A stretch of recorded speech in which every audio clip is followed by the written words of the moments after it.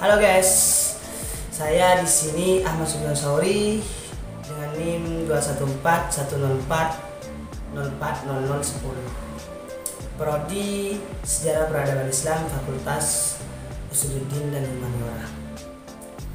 Di sini saya akan menjelaskan tentang isu-isu perpolitikan di negara kita saat ini, yaitu relasi koalisi dan oposisi politik dalam perombakan kabinet Jokowi.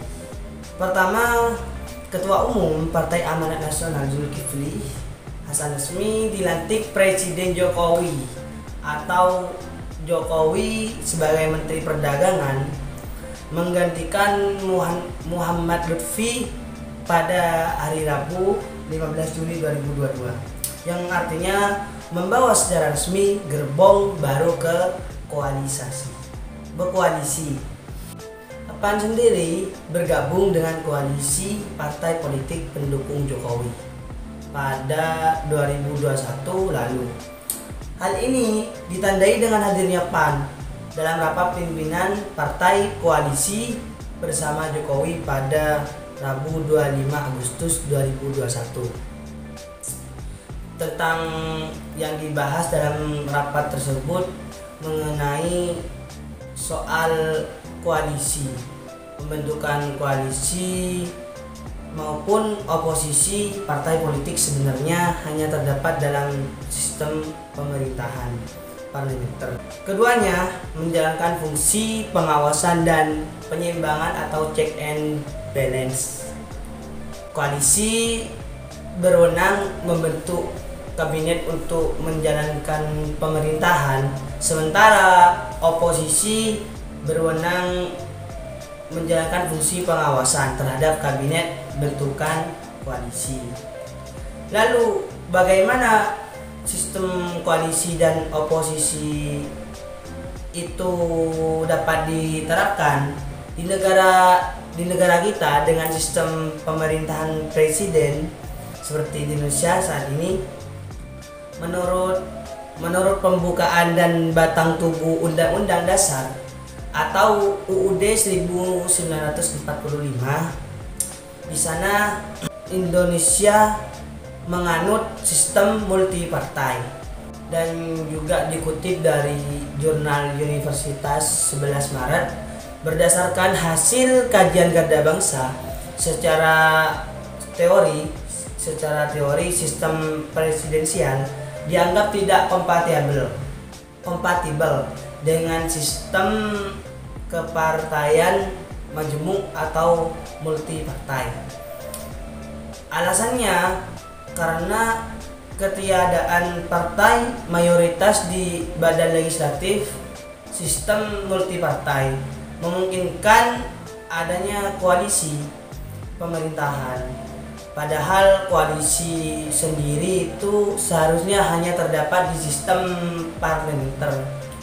Lalu bagaimana ataupun kekurangan penerapan koalisi dan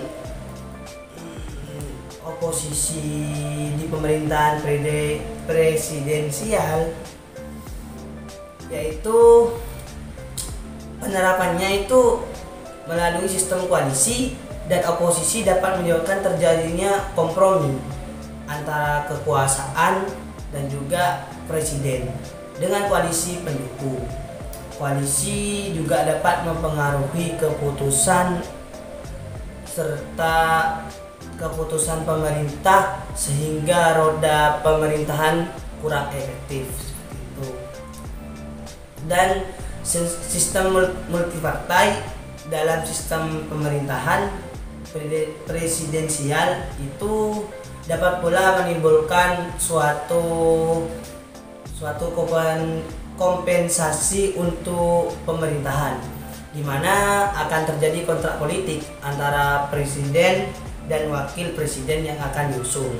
Lebih lanjut, merujuk kajian Garda Bangsa dari berbagai sumber kepustakaan, ada beberapa faktor yang membuat presidensialisme multipartai dapat berjalan efektif. Pertama, kekuasaan presiden dan DPR dalam konstruksi konstitusi sama-sama kuat. Kedua, adanya mekanisme persetujuan bersama antara presiden dengan DPR. Yang ketiga, organisasi dan proses pengambilan keputusan di DPR yang sebagian besar mengharuskan keterlibatan pemerintah selalu membuka jalan bagi terjadinya kompromi antara pemerintah dan DPR.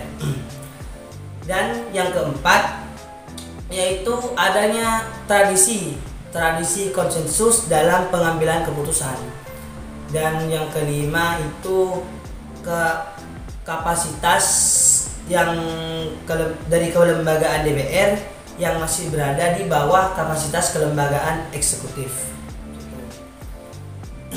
Serta yang keenam itu adanya forum lobby dan konsultasi sebagai mekanisme informal yang menjabatani konflik-konflik ranah formal dalam proses pengambilan keputusan. Dalam pasal 40 disebutkan bahwa partai politik atau gabungan partai politik dapat mendaftarkan pasangan calon jika telah memenuhi persyaratan dan perolehan paling sedikit itu 20% dari jumlah kursi DPRD atau 25% dari akumulasi perolehan suara sah dalam pemilu anggota DPRD di daerah yang bersangkutan. Dan menurut publikasi di Jurnal Hukum Magnum Opus, jika suatu partai politik ingin mencalonkan kepala daerah tetapi tidak memiliki jumlah kursi DPRD minimal yang disyaratkan undang-undang itu, maka dapat membangun koalisi dengan partai politik lainnya, seperti itu. Oleh sebab itu, mekanisme penggabungan atau koalisi partai politik menjadi suatu bagian sangat penting dalam proses memenangkan pemilu. Oke, next. Selanjutnya saya akan menanggapi tentang perpolitikan di Indonesia pada saat ini.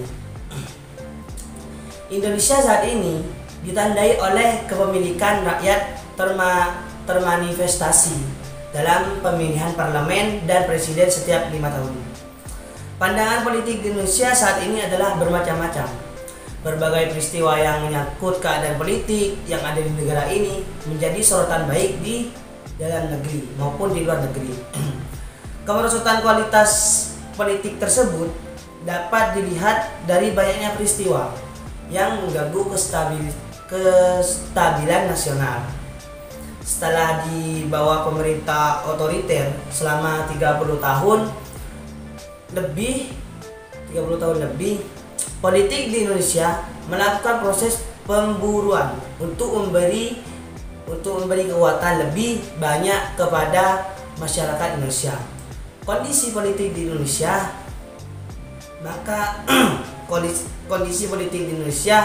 maka tidak akan jauh dari sebuah kekuasaan. Tidak melihat rambu-rambu yang ada, hal yang terpenting kursi kekuasaan harus didapat. Dan belum lagi undang-undang UU Cipta Kerja yang sebelumnya menghadirkan optimisme cukup besar dalam mempercepat tumbuhnya investasi menjadi kembali dipertanyakan.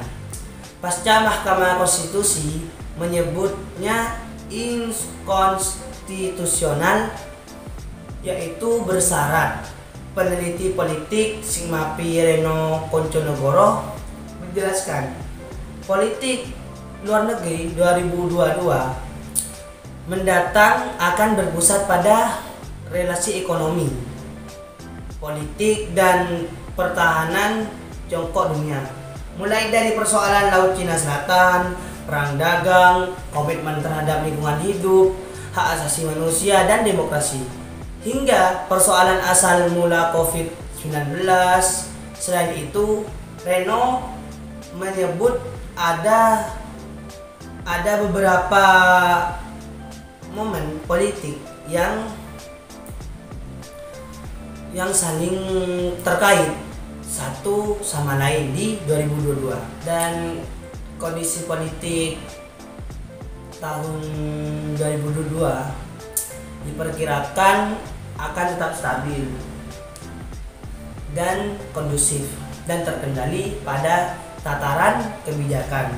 Meski di ranah praktis, situasinya diperkirakan akan lebih dinamis karena akan ada pemilihan kepala daerah atau pilkada yang akan diselenggarakan secara serentak pada tahun 2024. Sekian pemaparan dari saya. Jangan lupa di subscribe dan juga like, komen di bawah ini ya. Ya, sekian dari saya mewakili Ahmad Suryosori. Wassalamualaikum warahmatullahi wabarakatuh. Salam peradaban.